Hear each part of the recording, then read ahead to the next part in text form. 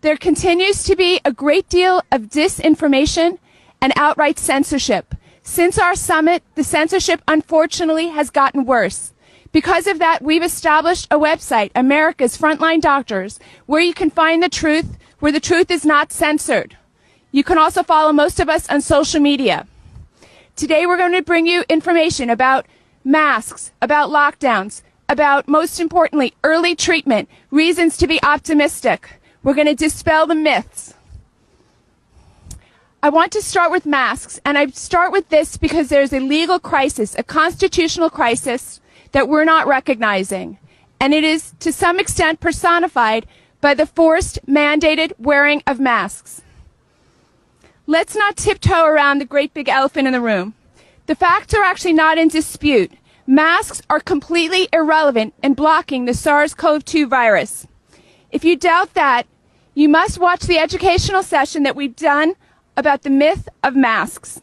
I encourage everyone to do their own internet search and discover that prior to March 2020, there were no scientific journals that asserted that masks could keep out a virus. That's simply not how that works. A virus is 1/1000th the size of a hair. Consider what our Emperor Fauci said when asked if he's sure that masks work. Now remember, he is not new to the game. This has been his life's work for decades. There was no chance that what he said was a mistake, and there is no chance that SARS-CoV-2 is different than any other RNA virus that he has made his life's work.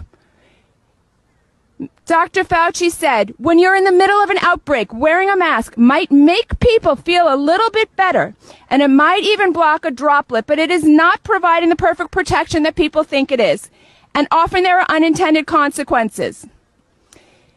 What the New England Journal of Medicine, a premier medical journal, had to say about masks, the following. It is clear that masks serve symbolic roles. Masks are lucky charms that may help increase healthcare workers' perceived sense of safety and well-being. Thus, although such reactions may not be strictly logical, we're all subject to fear and anxiety, especially during times of crisis. Expanded masking protocols' greatest contribution may be to reduce the transmission of anxiety. That is per the New England Journal of Medicine. I will put it plainly to you, my fellow Americans. You have been lied to by the media. Propaganda is not a new phenomenon. Thomas Jefferson said, the man who reads nothing at all is better educated than the man who reads nothing but newspapers. And John F. Kennedy pointed out that it does not matter if the propaganda had a sinister purpose. The great enemy of the truth is very often not the lie, but the myth, persistent, persuasive, and unrealistic. These days, Americans fall into three groups: those who recognize the propaganda, those who have been successfully propagandized, and those who don't care. We'll just leave them out of it for now. My message is for mask believers who have not yet realized that they are victims of propaganda and who also think it is no big deal to force other people to wear a mask. In fact, there are three enormous problems with masks. First, mask mandates are spreading fear and hostility that is changing American culture. We are less friendly, less interactive, more hostile, quicker to be angry with our fellow citizen. Masks are very socially divisive. There is mask shaming and mask virtue signaling. There's hashtag social compliance, and there's citizen policing of sidewalks and airplanes and restaurants.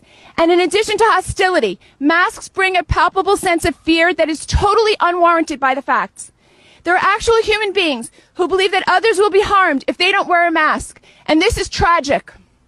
Second, mask mandates cause an insurmountable civil libertarian issue.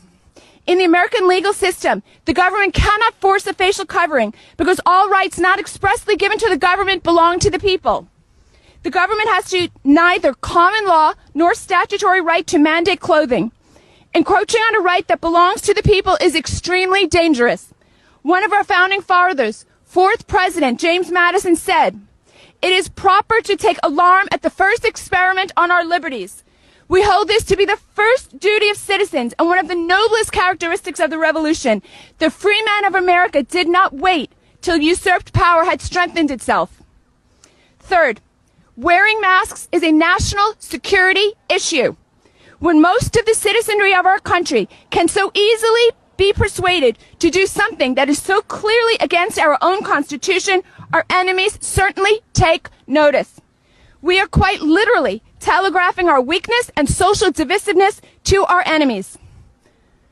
Now, to those Americans who are genuinely afraid, we are physicians. We are here to help you with these facts to reduce your fear.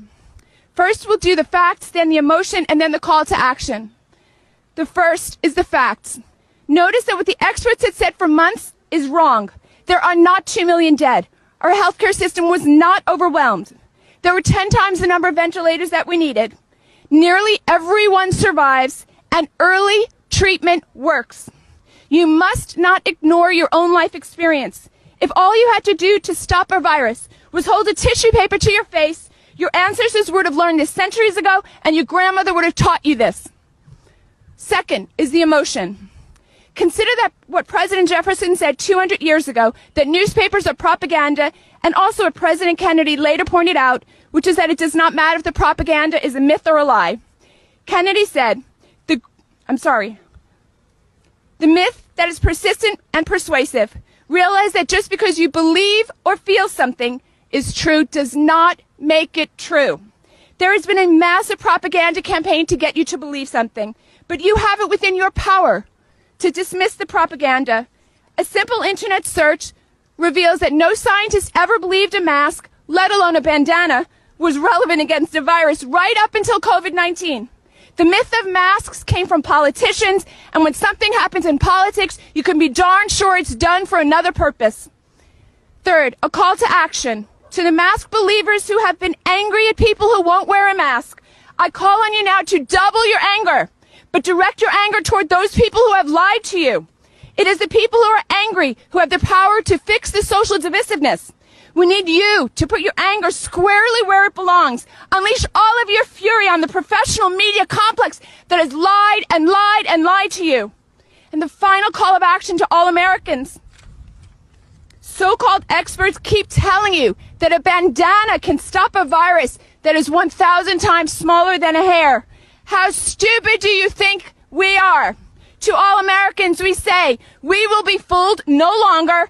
The tiny emperor has no clothes. Thank you.